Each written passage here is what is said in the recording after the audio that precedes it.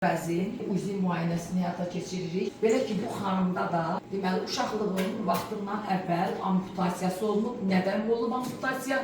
Orada deməli poliplər və poliplər bilirik ki, xərçəng önü vəziyyətdir. Xərçəngə çevrilməsin deyə xanımın uşaqlığın ekstripasiya ediblər. Yəni yumurtalıqları, şeyqan hamısını bir yerdə, yəni uşaqlıq yolu bütün uşaqlıq sistemini götürüblər. Amputasiya təkcə uşaqlığın götürülməsidir. Burada ekstripasiya olunub. Çox da gözəl olub. Mən də ona, xanım mənim çoxdankı rəfiqəmdir. Hətta ilk gənclik illərimdə mən bu xanımı müalicə eləmişəm. Baxın, görürsünüzmü? Bax, kistik strukturlar. Bax, görürsünüz? O rəngilənmədi. Bax, rəngilənməyən bu kistik strukturlar kistalardır, kalloid sislər.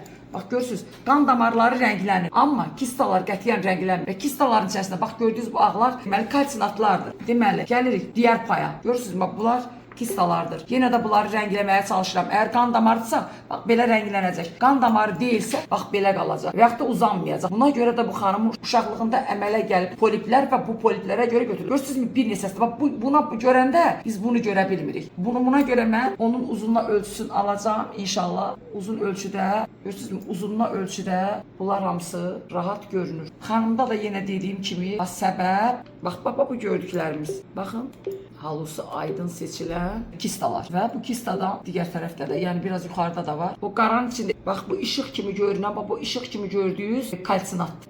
Tam aydın göründü kalsinat. Bax burada kalsinat aydın göründü.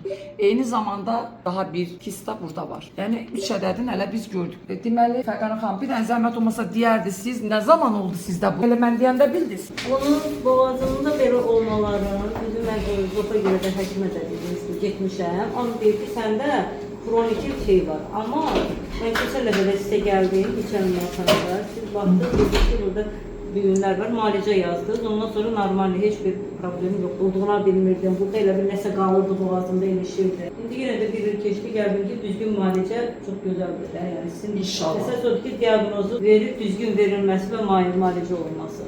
Canım mənim.